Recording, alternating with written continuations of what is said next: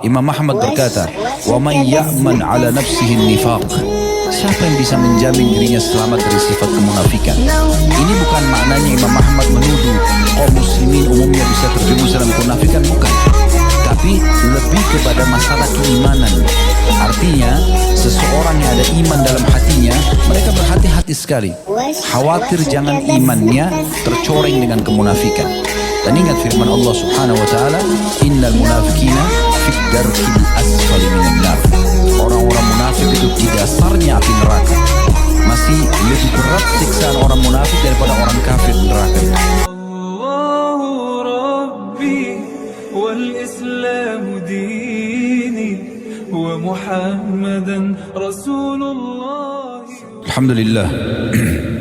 Selalu saja lisan kita memuji Sang Pencipta Allah. Sebagai seorang mukmin kita sangat yakin bahwasanya kalimat alhamdulillah adalah kalimat penghubung antara seorang hamba yang beriman kepada Tuhannya Allah Subhanahu wa taala. Di mana kalimat ini Allah Sang Pencipta menjadikannya sebagai kalimat syukur, berterima kasih kepadanya atas segala nikmat yang dilimpahkan, termasuk nikmat bisa diberikan kehidupan, keimanan, dan juga tentu bisanya kita beramal saleh dan patuh serta tunduk kepada Sang Pencipta Allah. Maka sangat wajar kalau seorang mukmin selalu mengucapkan kalimat ini. Selanjutnya kita panjatkan salawat dan taslim kepada utusan Allah Nabi besar Muhammad sallallahu alaihi wa ala alihi wa sahbihi wasallam, sebagaimana Allah telah memerintahkan kita untuk mengucapkan kepadanya, dan tentu sebagai balas jasa kepada manusia terbaik ini, dan sekaligus mengharapkan balasan, karena satu kali ucapan salawat akan dibalas dengan 10 kali rahmat Allah. Dan sudah sering kami bahasakan, kalau seandainya dibalik Allah Subhanahu wa taala memberikan dengan 10 kali ucapan salawat satu rahmat saja, maka sudah cukup. Bagaimana kalau yang sudah dijanjikan kepada kita sekarang dengan satu kali ucapan rahmat, satu kali ucapan salawat akan diberikan 10 kali rahmat. Dan rahmat Allah meliputi banyak sekali, di antaranya pemenuhan kebutuhan, solusi dari permasalahan, dan peninggian derajat. Pada malam ini insyaAllah seperti biasa kita akan lanjutkan bahasan tentang dosa-dosa besar. Semoga Allah Subhanahu wa ta'ala menyelamatkan kita dari seluruhnya. Dan kita akan bahas pada malam ini salah satu sifat khasnya orang-orang munafik, yaitu memiliki dua muka atau bermuka dua. Bab maja'a fi dzil wajhain, kata Syekh Muhammad rahimahullah. Berbicara tentang masalah sifat ini berarti tidak pernah atau tidak bisa luput dari bahasan tentang orang-orang munafik. Dan orang-orang munafik ini serta ciri-ciri mereka adalah hal yang paling dikhawatirkan oleh para kaum salaf. Mereka sangat khawatir jangan sampai diri mereka termasuk dari kalangan munafikin. Berulang kali Umar radhiyallahu anhu bertanya kepada Hudzaifah bin Yaman, di mana Hudzaifah mengetahui orang-orang munafik yang telah ditunjuk oleh Nabi SAW dan dirahasiakan. Dia mengatakan, apakah saya termasuk yang Nabi SAW hitung sebagai orang munafik? Saking khawatirnya. Dan Umar selalu teliti melihat, kalau ada jenazah tidak disolati oleh Hudzaifah berarti munafik. Maka beliau selalu jadikan tolok ukur itu, sehingga beliau berhati-hati sekali dalam mensolati orang. Banyak dinukil perkataan kaum salaf tentang masalah kekhawatiran mereka berhubungan dengan jangan sampai termasuk orang-orang munafik. Di antaranya Ibnu Mulaika pernah berkata, "Adraktu 30 min ashabin Nabi sallallahu alaihi wasallam kulluhum yakhafuna an-nifaqa ala nafsihi." Aku sempat hidup bersama dengan 30 orang sahabat Nabi Muhammad SAW, semuanya tidak terkecuali khawatir kalau dirinya tertimpa kemunafikan. Hadis ini diriwayatkan oleh Bukhari. Tentu ini ada alasannya teman-teman sekalian ya. Karena kalau orang kafir jelas kekafirannya, kita juga jelas bermuamalah dengan dia. Kafir hukum-hukumnya sudah jelas. Kita boleh bertetangga, boleh silaturahim, boleh berbisnis, boleh satu negara, boleh bermuamalah secara umum. Yang tidak boleh hanya mendukung ibadah mereka. Dan tidak ada paksaan dari kaum muslimin kepada orang-orang kafir untuk masuk Islam. Allah Subhanahu wa ta'ala mengatakan, la ikraha fid din. Tidak ada paksaan dalam masalah agama. Kita tawarkan Islam, mereka terima, alhamdulillah. Tidak terima, nggak ada masalah. Urusan mereka sama Allah Subhanahu Wa Taala. Tidak ada paksaan. Kita tidak boleh mengganggu orang-orang kafir yang di bawah naungan pemerintah Islam dalam perdamaian Islam. Sampai kata Nabi SAW, Man adha dhimmiyan kuntu lahu khasiman yaumul qiyamah. Siapa yang menyakiti zimmi, orang kafir yang di bawah naungan pemerintah Islam atau dalam perdamaian dengan kaum muslimin, maka aku akan jadi musuhnya pada hari kiamat. Jadi kita tidak boleh sama sekali. Itu jelas muamalah dengan orang-orang kafir. Orang tua yang kafir juga tetap kita bisa bakti dengan mereka, tapi tidak didukung sisi ibadah mereka. Itu jelas dalam hukum Islam. Tapi orang munafik gak jelas. Karena penampilannya seperti kita, namanya seperti kita, ikut sholat, ikut di pengajian, tapi munafik, pura-pura saja. Makanya ini berbahaya sekali. Dan antara iman sama kemunafikan tipis sekali. Makanya para kaum salaf hati-hati sekali. Mereka khawatir. Sampai Imam Ahmad rahimahullah pernah ditanya, pada saat dikatakan kepada beliau, Ma taqulu fi man la yakhafu ala nafsihi nifaq. Apa kira-kira yang anda katakan kepada seseorang tidak khawatir kemunafikan atas dirinya? Maka faqal, Imam Ahmad berkata, Wa man ya'man ala nafsihi nifaq. Siapa yang bisa menjamin dirinya selamat dari sifat kemunafikan? Ini bukan maknanya Imam Ahmad menuduh kaum muslimin umumnya bisa terjerumus dalam kemunafikan, bukan. Tapi lebih kepada masalah keimanan. Artinya seseorang yang ada iman dalam hatinya, mereka berhati-hati sekali. Khawatir jangan imannya tercoreng dengan kemunafikan. Dan ingat firman Allah Subhanahu Wa Taala, Innal munafikina fid darkil asfali minan nar. Orang-orang munafik itu di dasarnya api neraka. Masih lebih berat siksaan orang munafik daripada orang kafir di neraka itu. Karena buruknya sifat dan juga karakter-karakter mereka. Hasan Basri sampai menyebut orang-orang yang tampak padanya sifat kemunafikan pada sisi amal, bukan keyakinannya. Maka beliau mengatakan orang itu bisa masuk dalam kategori munafik. Misal ciri orang munafik yang berdusta misalnya. Jadi kalau ada orang beriman suka dengan sifat bohong ini, maka ada padanya sifat kemunafikan. Dan itu sudah cukup membuat para kaum salaf, ya diantaranya Hasan Basri mengatakan kalau begitu orang ini bisa munafik. Kalau dia rutinkan. Kalau ada orang bohong sekali, dua kali kemudian dia taubat mungkin. Tapi kalau rutin sampai kita tidak bisa bedakan kapan dia jujur, kapan dia bohong. Setiap hari interaksi kebohongan saja. Ini sudah jelas arahnya kepada kemunafikan. Hasan Basri sampai mencap seperti itu agar jangan orang menggampang-gampangkan. Karena Nabi SAW bersabda dalam hadis yang sangat masyhur. Hadis ini diriwayatkan oleh Bukhari Muslim. Beliau mengatakan arba'un man kunna fihi kana munafiqa. Dalam riwayat lain munafikan khalisa. Ada 4 perkara kalau ada pada diri seseorang, semuanya bergabung 4-empatnya, pastikan dia munafik yang tulen. Nggak ada keraguan. Kalau 4-empatnya ada bersama-sama. Maka beliau menyebutkan wa in kana khaslatun minhunna fihi kanat fihi khaslatun minan nifaq hatta yada'aha. Dan kalau seandainya ada salah satu dari 4 ini saja pada seseorang, berarti ada ciri-ciri kemunafikan padanya sampai dia meninggalkannya. Jadi nggak boleh main-main soal ini. Maka beliau mulai sebutkan, ya. Man idza haddatsa kadzab. Siapa yang kalau berbicara dusta, artinya munafik suka bohong, orang mukmin suka jujur. Kapan di diri kita ada suka keinginan berdusta, berarti hati-hati. Sudah tersentuh di salah satu cirinya mereka. Dan ini ancamannya berat. Ya. Mereka akan berada di bagian belawanya neraka. Dan Nabi SAW mengatakan, dia ada padanya ciri kemunafikan sampai dia meninggalkan, maksudnya taubat. Jadi orang beriman tidak akan pernah berwajah dua. Salah ya saya salah, minta maaf. Benar ya benar. Suka ya suka, tidak suka ya tidak suka, selesai. Jangan berwajah dua. Jangan mengatakan oh ya saya suka padahal tidak suka, enggak. Orang beriman yang nampak di wajahnya, itulah yang ada dalam hatinya. Enggak ada dua gitu. Nabi SAW itu kalau suka beliau tampakkan kegembiranya. Tidak suka, para sahabat bisa melihat dari raut wajah beliau SAW. Yang kedua dikatakan wa idza wa'ada akhlaf. Kalau dia berjanji suka memungkirinya. Saya akan datang tapi enggak datang. Saya akan beri tapi enggak diberi. Ya, saya pasti akan bantu tapi tidak dibantu. Jadi sudah ada ciri kemunafikan. Kemudian yang ketiga, wa idza khasama fajar. Apabila dia berdebat, dia suka berpaling dari kebenaran, suka mencari jalan dan cara untuk menjatuhkan rival debatnya, ya, mendatangkan kedustaan-kedustaan di sini. Jadi orang beriman itu tidak suka bertengkar.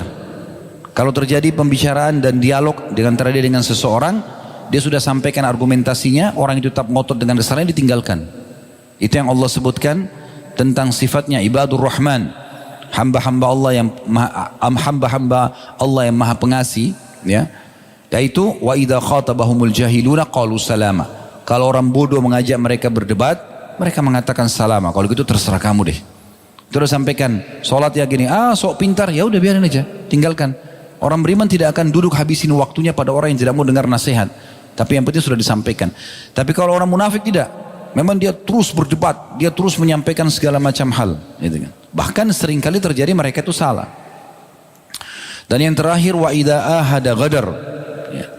Dan yang terakhir adalah jika dia membuat perjanjian maka dia suka mengkhianatinya. Ini ciri yang disebutkan oleh Nabi SAW. Dalam hadis itu, hadis Bukhari Muslim. Dalam hadis riwayat Muslim yang lain, kata Nabi SAW, min alamatil munafiki thalath.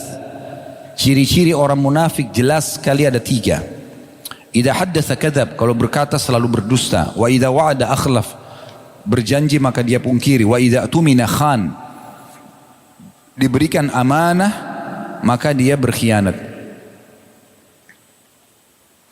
Kalau ada orang, dalam sebagian athar disebutkan, sedang diajak ngobrol oleh seseorang, kemudian orang yang berbicara ini mengatakan, ini saya amanahkan ya, jangan diceritakan oleh orang lain. Dan orang yang mendengar itu menoleh kiri kanan, seakan-akan kalau ada orang, mungkin dia sampaikan, mungkin juga tidak, ini sudah bisa dianggap mengkhianati amanah itu. Coba bayangkan sampai seperti itu. Harus hati-hati sekali. Dan hadis yang masyhur, hadis riwayat Muslim juga yang lain, ayatul munafiki thalath, tanda-tanda orang munafik jelas sekali ada 3. Kemudian disebutkanlah 3 tersebut, tapi Nabi SAW mengatakan wa in shama wa shalla wa za'ama annahu muslim. Kalau dia berbicara dia bohong, kalau dia berjanji dia pungkiri, kalau diberikan amanah dia berkhianat. Kata Nabi SAW, walaupun dia sholat, dia puasa, dan dia menyatakan dirinya muslim. Ini memang tegas sekali berhubungan dengan masalah itu. Nah, ini ciri orang munafik yang luar biasa yang harusnya dihindari oleh setiap mukmin. Kemudian Asy-Syu'bi berkata rahimahullah, man kadzaba fahuwa munafiq. Diambil dari kitab Al-Jami' Ulum wal Hikam, jilid 2 halaman 493. Kalau ada orang rutinitasnya berdusta, kata Asy-Syu'bi, maka dia munafik. Kalau rutinitasnya selalu tiap hari bohong sama istri, bohong sama suami, bohong sama anak, ya. Kadang-kadang bahkan bohong ini karena menjadi rutinitas, dia tidak merasa bersalah. Dia mau anaknya tidur misalnya, atau anaknya tidak keluar rumah. Jangan keluar rumah, nanti ada ini misalnya. Dia sebutlah apa? Syaitan lah, atau apalah, ya. Contoh. Maka itu sudah berdusta. Ya. Saya pernah dengar begitu ada ibu-ibu ya, anaknya misalnya tidak boleh keluar, jangan keluar nanti ada momok di sana. Syaitan. Dari mana pernah dia lihat syaitan? Gak boleh. Pernah ada di zaman Nabi SAW, seseorang, waktu Nabi SAW berkunjung ke rumahnya, seorang ibu, ya suami istri lagi duduk, dia punya anak kecil. Waktu anaknya mau keluar, ibu itu genggam tangannya lalu mengatakan, nak ambil ini supaya anaknya gak keluar. Kata Nabi SAW, kalau di tanganmu tidak ada sesuatu yang betul nanti kamu akan berikan kepada anak ini, kau sudah tercatat sebagai pendusta. Gak boleh main-main. Jujur, hidupnya seorang mukmin jujur. Qulil haqq walau kana mur. Ucapkan kebenaran walaupun pahit. Gak peduli. Orang kalau jujur itu kata Nabi SAW, as-sidqu tuma'nina wal kadhibu riba, wal kadhibu riba. Maksudnya, ya, orang kalau jujur tenang.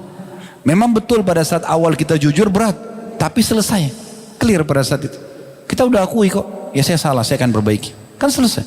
Tapi kalau bohong, itu akan bohong terus. Setiap ditanya masalah yang sama bohong. Sampai berapa lama dia mau bohong ini? Tidak selesai-selesai, hidupnya tidak tenang.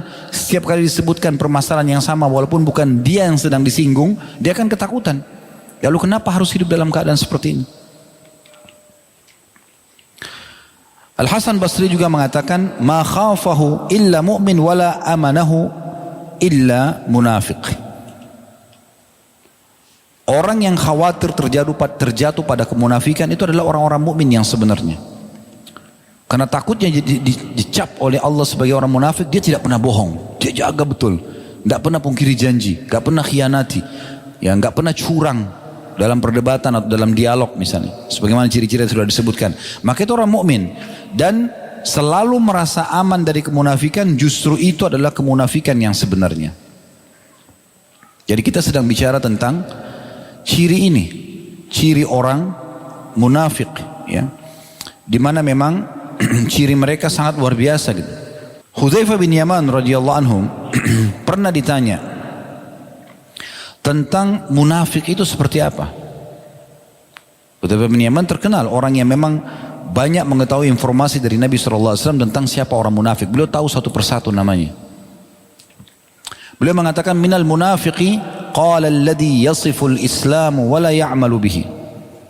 Beliau tambahkan selain tadi ciri-ciri orang munafik itu berkata dusta, berjanji dia pungkiri, diberikan amanah dia berkhianat, dia kalau berdialog dia curang misalnya, perjanjian dia selalu pungkiri.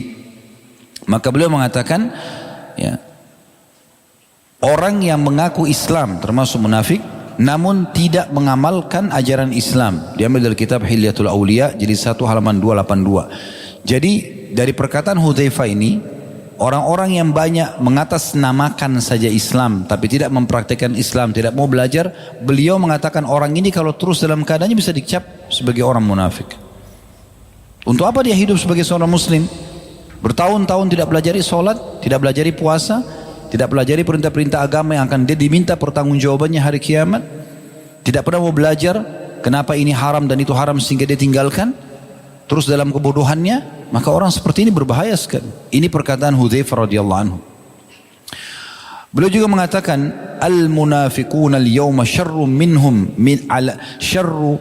minhum ala ahdi Rasulillah sallallahu alaihi wasallam. Kanu yawma idzin yaktumunahu wa hum al-yawm yudhhiruna. Beliau mengatakan, orang-orang munafik di masa ini, tahu Hudzaifah bin Yaman bicara kapan ini? Di masa tabi'in. Sahabat Nabi SAW sudah meninggal, masih sahabat hidup sebagian, tapi di masa tabi'in. Beliau bilang di masa itu ya, orang-orang munafik di masa ya ini, maksudnya di masa beliau waktu hidup, itu lebih buruk daripada munafik di masa Nabi. Karena di masa Rasulullah SAW orang munafik masih rahasiakan, sekarang orang munafik terang-terangan. Ini Allahu alam kalau Hudzaifah hidup di masa kita, apa yang beliau katakan? Tampil dengan nyata kedustaannya di depan publik, nggak apa-apa. Pungkiri janji sana sini, menipu sana sini, masuk keluar penjara nggak apa-apa. Selalu berdialog walaupun salah, cirinya banyak sekali. Diberikan amanah, semuanya orang diekspos. Cerita tentang temannya, dia yang ekspos, dia yang sebarin sana sini. Padahal temannya sudah mengatakan ini amanah ya, gak boleh disampaikan. Titipkan amanah uang, harta, habis, dipakai. Alasannya kena keperluan. Banyak cirinya. Ya. Bagaimana kalau boleh hidup di masa kita? Itu luar biasa. Gitu. Dan pernah ditanya kepada Samit bin Ajlan, rahimahullah. Ini juga diambil dari kitab Hilyatul Auliya, jilid 3, halaman 129. Apakah orang-orang munafik itu bisa menangis? Maka beliau mengatakan, waktu ditanya, hal yabki al-munafiq? Qala yabki min ra'sihi fa amma qalbu fala. Ya, orang munafik bisa menangis, tapi menangisnya rekayasa dari wajahnya, tapi bukan dari hatinya. Jadi memang sensitif sekali masalah kedudukan orang-orang munafik ini. Tipis sekali perbedaan dengan orang beriman. Orang beriman juga menangis, tapi bagaimana bedain antara orang yang dari hatinya dengan bukan dari hatinya? Umumnya kata sebagian ulama adalah nampak dari dia pamer atau tidak.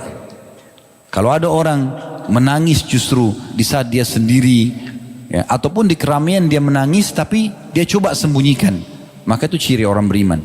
Tapi kapan orang sendirian gak pernah nangis, malah tertawa kebahak-bahak, tapi di depan umum dia menangis, maka ini berarti ciri munafik.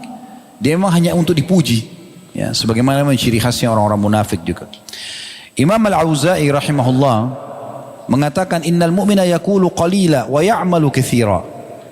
Orang mukmin itu ngomongnya sedikit tapi amalnya banyak. Wa innal munafiq yaqulu katsiran wa ya'malu qalila. Tapi orang munafik sebaliknya. Mereka banyak omong tapi amalnya sedikit. Ya. Kalau masih ingat pernah kami sampaikan kisah pada saat Nabi SAW mengajak muslimin di Madinah untuk ikut jihad di Tabuk dengan 2 pengorbanan, harta dan jiwa. Waktu itu wajib. Yang punya kemampuan harta wajib menyumbang, yang punya kemampuan fisik wajib ikut. Masih ingat kisah Ka'ab dan teman-temannya ya? Sampai diboikot oleh Nabi SAW 50 hari lebih.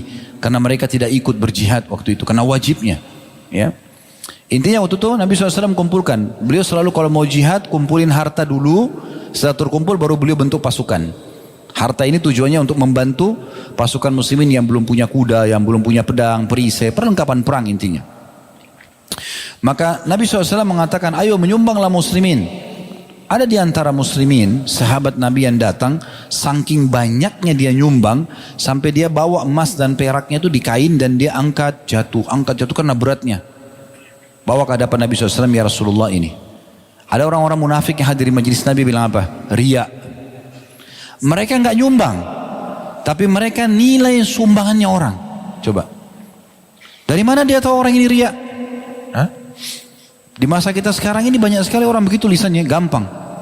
Begitu ada lihat orang tampil di media, riya. Dari mana kamu tahu riya?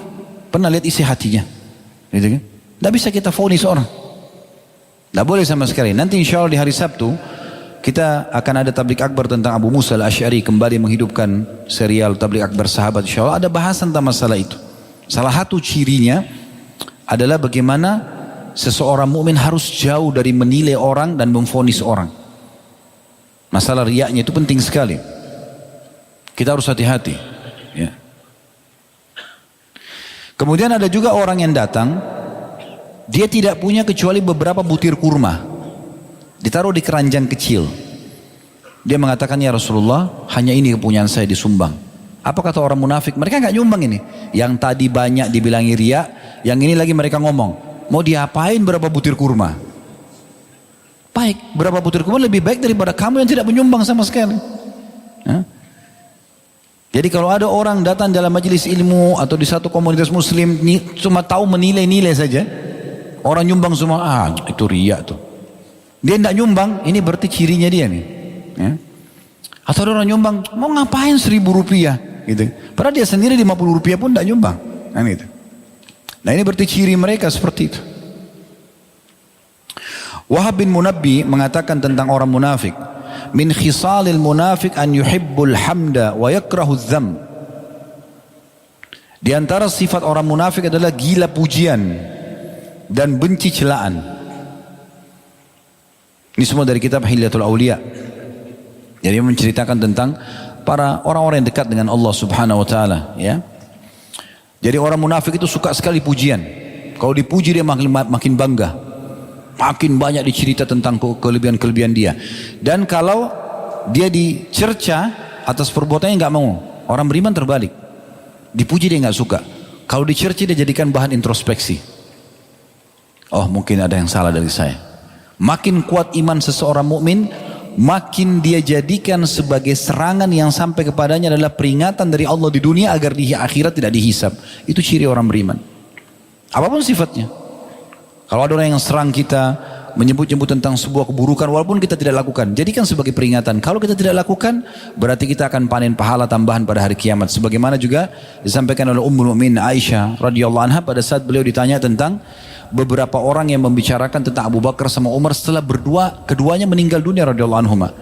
Kata Aisyah radhiyallahu anha, saya tidak melihat kecuali Allah ingin menambahkan pahala untuk keduanya. Setelah meninggal masih dibicarakan, gitu kan? Maka orang beriman seperti itu sifatnya. Kalau dia lakukan, dia jadikan kesempatan untuk sebagai bahan introspeksi diri, muhasabah, istighfar kepada Allah. Alhamdulillah Allah masih ingatkan dunia sebelum di akhirat. Jadi dia coba perbaikin dirinya.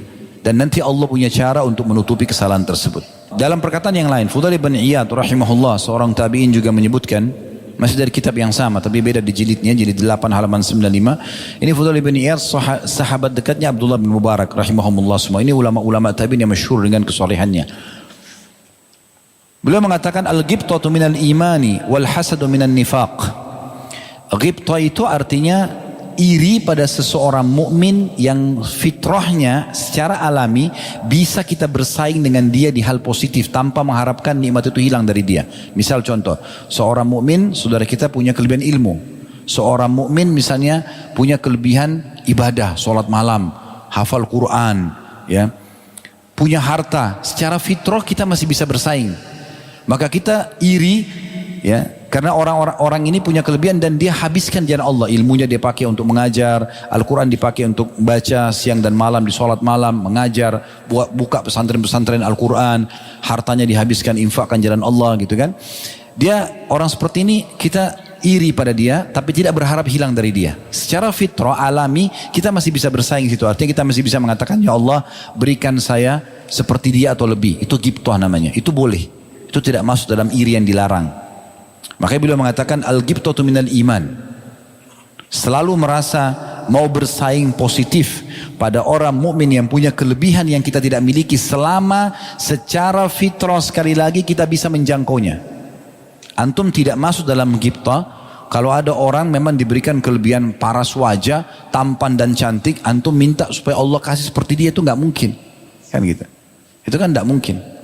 Atau cemburu, iri dengan jenis kelamin. Kenapa dia jadi perempuan saja dari laki-laki? Bisa. Ini nggak mungkin. Secara fitrah kan keluar tuh. Nah ini tidak mungkin ada ghibtah di situ. Sementara hasad, selalu iri, berharap agar nikmat orang itu hilang dari dia, itu dari sifat orang munafik. Jadi perbedaannya hanya kalau kita berharap diberikan hal yang sama, selama secara fitrah masih bisa bersaing, minta Allah berikan kita yang sama tanpa berharap hilang dari dia nikmat itu, maka namanya ghibtah. Tapi kalau kita berharap hilang dari dia nikmat itu, maka berarti itu hasad. Wal mu'min yaghitu wala yahsud. Atau yaqbitu wala yahsud. Dan orang-orang mukmin itu ya menyukai kelebihan yang ada pada orang lain tapi tidak berharap hilang darinya. Sementara wal munafiqu yahsud wala yaqbit. Dan orang-orang munafik berharap hilang nikmat dari orang sementara dia tidak mau agar nikmat itu tetap ada pada orang lain. Wal mu'minu yastur. Dan orang-orang mukmin itu suka menutupi kekurangan-kekurangan orang lain. Wa yansah, dan suka juga memberikan nasihat. Wal fajiru yahtaku wa ya'iru wa yabshi. Sementara orang-orang munafik suka menjatuhkan, menjelek-jelekkan orang lain. Nah, ini ciri-ciri orang munafik. Hatim al-Asam rahimahullah juga berkata, al-munafiku ma akhadha minad dunya akhdhu bihirs wa yamna'u bisyak. Orang munafik mengambil dunia dengan rasa tamak, melindungi harta tersebut dengan penuh keraguan-raguan. Wa yunfiqu birriya, dan kalaupun dia mengeluarkan pasti dengan riya. Wal mu'minu ya'khudhu bil khauf wa yamsiku bisyiddah wa yunfiqu lillahi khalisan fit ta'ah. Sementara orang mukmin mengambil harta dengan penuh kekhawatiran, kehati-hatian. Ia menahannya dengan kuat lalu menginfakkannya dengan ikhlas di jalan ketaatan. Jadi ini ciri-ciri yang ada pada orang-orang mukmin dan orang-orang munafik, atau perbedaan dasar lah di antara mereka. Baik, kita kembali ke perkataan yang disampaikan tadi oleh Syekh Muhammad rahimahullah. Kita masih baru di dalil yang pertama, atau masih di judulnya tentang masalah orang munafik. Kita akan masuk ke dalil yang pertama diangkat oleh beliau berhubungan dengan orang yang dua wajah ini, atau sifat khasnya orang munafik. Surah Al-Baqarah ayat 14. Ini dalil pertama yang diangkat oleh beliau, yang bunyinya wa idza laqul ladzina amanu qalu amanna wa idza khalau ila syayatinihim qalu inna ma'akum innama nahnu mustahzi'un. Dan apabila orang-orang munafik berjumpa dengan orang-orang beriman, maka mereka suka mengatakan kami telah beriman. Dan bila mereka kembali kepada syaitan-syaitan mereka mengatakan sungguhnya kami sependirian dengan kalian, kami hanyalah berolok-olok. Jadi orang-orang munafik di masa Nabi SAW di Madinah dulu, mereka kalau ketemu sama sahabat-sahabat, orang beriman, mereka menyatakan, menunjukkan keimanannya supaya mereka dapat keamanan dari orang-orang beriman. Begitu mereka ketemu dengan orang-orang musyrik, penyembah berhala, maka mereka mengatakan, kami cuma olok-olok saja, itu pura-pura. Itu disebutkan ciri mereka. Berarti mereka ini dua wajah di sini ya. Dan ini namanya sifat nifaq yang i'tikadi. Diikuti dengan keyakinan, etikatnya. Ini yang paling besar ya, sifat kemunafikan yang paling besar. Kemudian surah An-Nisa ayat 143 juga dari selanjutnya, mudzabzabina baina dzalika la ilaha ulai wa la ilaha ula. An-Nisa 143. Ciri orang munafik juga adalah mereka dalam keadaan ragu-ragu antara yang demikian, masuk iman dan kekafiran. Tidak termasuk golongan orang-orang beriman, tidak pula termasuk golongan orang-orang kafir. Imam Bukhari Muslim mengangkat dalil hadis Abu Hurairah radhiyallahu anhu secara marfu.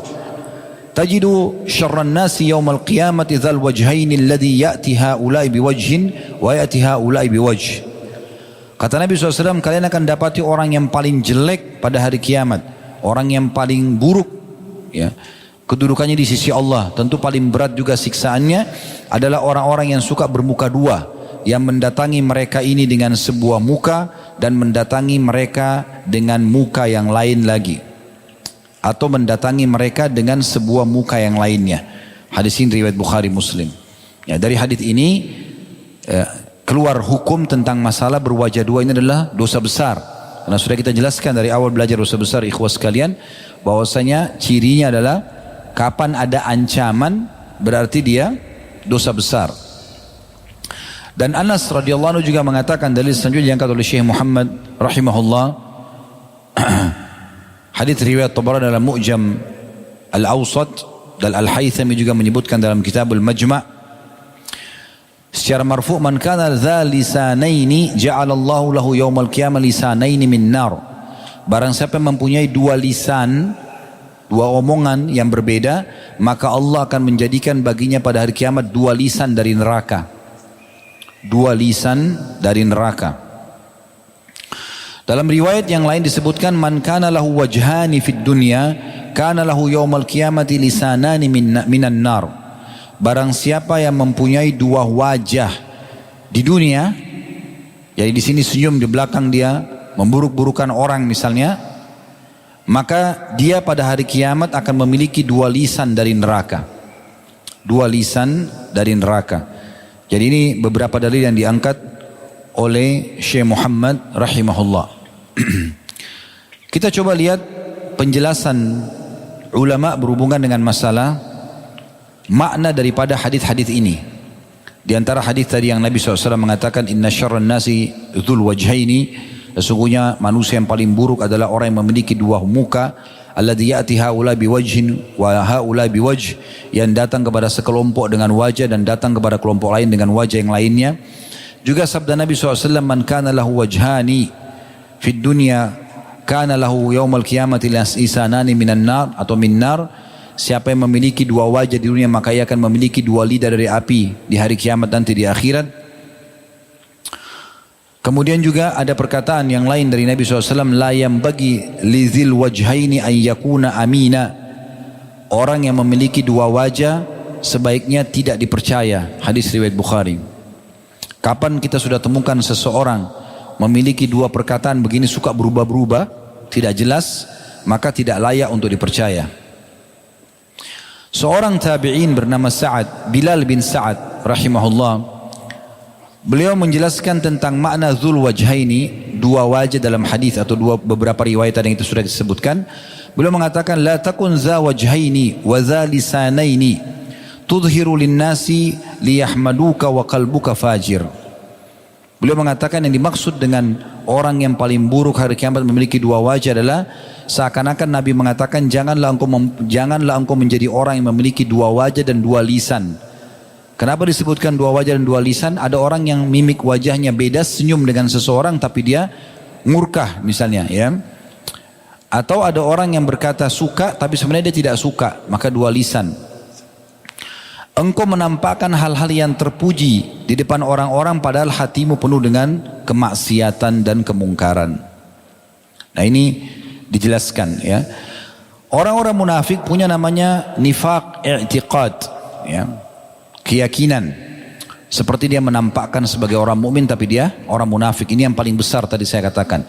Ada juga orang nifaq amali, secara amal saja, ya. Dia nampakkan diri sebagai orang soleh tapi hatinya menyembunyikan keburukan. Atau dia hanya sekedar mengerjakan ketaatan agar dipuji oleh manusia. Tidak ada hubungannya sama Allah SWT sama sekali. Maka ini juga termasuk dalam masalah penjelasan wajhain. Juga masuk dalam penjelasan wajhain ini, dan ini juga ciri orang munafik, suka mengadu domba, ya. Suka mengadu domba. Dan itu disebutkan dalam hadis riwayat Imam Ahmad. Kata Nabi SAW, tajidu min syirarin nasi yawmal qiyamah, kalian akan temukan orang yang paling buruk nanti pada hari kiamat, alladhi ya'ti haulai bihadithi haulai wa haulai bihadithi haula. Adalah orang yang suka datang membawa pembicaraan satu kelompok ke kelompok yang lain supaya ini emosi, lalu membawa pembicaraan kelompok ini ke kelompok yang ini supaya ini emosi, dan akhirnya bertengkarlah mereka. Sementara ciri orang beriman justru terbalik, mereka selalu islah dzatu bayyin, memperbaiki hubungan antara dua orang yang rusak. Kalau orang munafik malah sengaja membuat kacau, ya. Ibnu Hajar rahimahullah mengatakan dalam Fathul Bari jadi 10 halaman 475, wa huwa min jumlati suratin nimam. Maksudnya ini adalah cirinya, gambaran daripada adu domba. Wa inna ma kana dzul wajhaini asyarrun nasi. Tapi orang yang dua wajah ini malah lebih buruk daripada adu domba itu. Lianna haluhu halal munafiq. Karena keadaannya sama dengan keadaan orang munafik. Idh huwa mutamalliku bil batil wa bil kadhib. Karena dia menyelipkan kebatilan dan kedustaan, ya, lil fasadi bainan nas, untuk menyebarkan kerusakan di tengah-tengah orang. Jadi tidak boleh sama sekali orang memiliki dua wajah, ya. Tapi ada hal-hal keadaan yang tidak masuk dalam masalah ini. Contoh misalnya, ada orang, dia pada saat berhadapan dengan tokoh masyarakat atau atasannya, dia menjaga wibawahnya. Tapi pada saat sama teman-temannya dia bersenda gurau. Ini enggak munafik, ini bukan orang dua wajah namanya. Karena dia meletakkan muamalahnya pada tempatnya. Itu boleh saja. Atau seorang suami, dia di depan teman-temannya berwibawa, tapi sama istrinya sama anaknya dia suka bersenda gurau. Ini bukan dua wajah namanya. Bukan itu yang dimaksud, ya. Begitu juga orang, misalnya kita lihat ada seorang pemimpin, dia mungkin selalu menjaga wibawahnya, tutur katanya di depan orang. Tapi ada saatnya dia mungkin kumpul sama teman-teman yang seangkatan dengan dia, pernah satu sekolah, satu alma mater, lalu dia bercanda. Jangan kita bilang, loh orang ini kok dia tertawa di situ sama teman-temannya, tapi biasanya kita lihat orangnya serius, ya. Itu bukan orang dua wajah, karena dia justru menempatkan semua pada tempatnya. Dan itu boleh, dalam Islam itu dibolehkan. Tapi yang dimaksud tadi dua wajah ini betul-betul memang dia, kalau bukan dia secara i'tikad, secara keyakinan, dia pura-pura muslim tapi ternyata bukan muslim, dan dia pakai nama Islam segala macam. Dan ini cirinya sederhana sekali. Kalau mau segera mengetahui mereka, pasti mereka selalu lawan Islam itu. Walaupun namanya Abdullah, namanya Muhammad, tapi dia melawan Islam. Islam mengatakan tidak boleh, enggak apa-apa, boleh kok. Dia sengaja bentrok. Hukum Allah yang sudah 1400 tahun mau diubah sekarang, ya, dengan otaknya sendiri, gitu kan. Al-Quran harus direvisi. Yang mesti direvisi otaknya dia ini, ya. Ya. Kadang-kadang kalau saya lihat ada orang begitu terlalu lancang, Al-Quran direvisi, ini sudah tidak layak hadis ini. Lalu yang layak mana? Hah? Otak kamu itu yang layak. Mana isinya apa? Gitu. Ya. Dia pun masih bingung mengatur rumah tangganya, dia masih bingung mengatur pekerjaannya, kalau sakit masih konsul sama dokter, terus mau revisi Al-Quran dan hadis. Tapi ada orang seperti itu. Jadi dia secara etikat atau secara amalia, tadi sudah kita bilang, dia sholat, dia ibadah karena dilihat oleh orang. Nah itu baru namanya dua wajah. Atau dia sengaja tadi mengadu domba, sengaja membuat dua kelompok ini bertengkar, makin dipanas-panasin. Nah itu masuk dalam dua wajah yang diancam dalam bahasan kita. Tapi kalau kondisi tadi orang justru dia meletakkan wibawahnya, muamalahnya pada tempatnya itu nggak ada masalah. Karena kan tidak mungkin seorang ayah bercanda sama anaknya yang masih kecil, kemudian ini ditarik juga bercanda kepada teman-temannya di kantor, kan tidak mungkin, kan itu. Nah ini bukan dua wajah. Jangan kita mengatakan ini dilarang loh, Ustadz Khalid bahas ini nggak boleh, munafik. Ya. Ingat sudah pakai bahasa Indonesia, jangan bawa-bawa nama saya. Ya. Kecuali dengan ilmu yang benar baru bisa. Makanya dalam sebuah riwayat dalam hadis kata Nabi SAW, anzilun nasa manazilahum. Perlakukanlah orang sesuai dengan perlakuan yang sesuai dengan kedudukan mereka masing-masing. Itu boleh. Pernah ada dua orang lewat di depan rumah Aisyah radhiyallahu anha, lewat saja. Maka Ummul Mukminin Aisyah berikan kepada orang yang pertama sesuatu, lalu kemudian orang itu pergi. Dan Aisyah biasa saja. Lewat orang yang kedua, oleh Aisyah radhiyallahu anha disiapkan tempat duduk, kemudian dihormati, lalu dikasih. Waktu pergi, maka seseorang bertanya, wahai mukminin, kenapa anda bedakan muamalah dua orang ini? Kata beliau, begitulah Nabi SAW mengajarkan kepada kami. Orang yang pertama tadi, dia orangnya susah keadaannya, biasa saja gitu. Saya orangnya miskin, dia kalau dikasih apa-apa dia pergi, selesai, bagi dia sudah bernilai itu. Orang yang kedua ini punya kedudukan, cara memberinya bukan dengan seperti orang yang pertama. Maka ini berarti mengajak orang berhadapan dengan orang sesuai dengan tingkatan levelnya. Ini bukan dua wajah. Begitu juga sabda atau perkataan Ali radhiyallahu anhu yang menarik, beliau mengatakan, haditsun nas bima ya'rifuna atuhibbun an yukadzibullaha wa rasulah. Bicaralah kepada orang lain sesuai dengan apa yang mereka fahami. Apakah engkau ingin mereka mendustakan Allah dan Rasulnya? Maka ini berarti meletakkan pada tempatnya masing-masing. Ya. Makanya Nabi SAW juga mengatakan, rahimallahu amri'in khataban nas ala hasbu ukulihim. Semoga Allah merahmati seseorang yang suka berbicara dengan orang sesuai dengan level akalnya. Maka ini bukan dua wajah. Ya. Jadi kalau satu waktu antum temu ada orang, mungkin setiap antum ketemu dia kelihatan serius, mungkin karena dia adalah pemilik perusahaan di tempat antum bekerja, atau mungkin dosen di sebuah kampus. Satu waktu antum temukan dia tertawa sama teman-temannya, sama-sama dosen misalnya di sebuah tempat. Jangan antum bilang ini munafik. Nah. Pernah dengar nggak ada orang gitu kan? Ah, ini munafik. Kok di sana dia diam serius, di sini ya dia ketawa kebahak-bahak. Loh kenapa emang orang nggak bisa ketawa? Nah boleh ini, ya. Atau mungkin dia berbuat satu perbuatan yang mungkin selalu terjaga, tapi satu waktu mungkin dia lupa. Ya. Pernah di majelis, saya tidak bilang ini dilakukan di majelis ya, tapi pernah di majelis Nabi SAW ada orang tidak sengaja ketelepasan keluar angin. Sebagian sahabat ada yang tertawakan. Kata Nabi SAW, kenapa kalian tertawakan dengan sesuatu seperti ini? Orang bukan sengaja, kecuali orang sengaja. Orang tidak sengaja. Jangan malah dipermalukan, gitu kan? Jadi bukan berarti orang itu jaga wibawa di satu tempat, di tempat yang lain tidak berarti orang munafik, bukan itu. Tapi benar-benar dia masuk ke masalah i'tikad, keyakinan tadi, pura-pura mukmin tapi sebenarnya dia kafir, atau dia memang secara amalia dia hanya berbuat karena ingin dipuji, atau memang dia ingin mengadu domba, suka berdua wajah di sana dan di sini untuk mendapatkan keuntungan dua-dua pihak. Maka ini termasuk bahasan kita. Semoga Allah SWT jaga insyaAllah. Subhanakallahumma bihamdika asyhadu an la ilaha illa anta astaghfiruka wa atubu ilaik. Wassalamualaikum warahmatullahi wabarakatuh.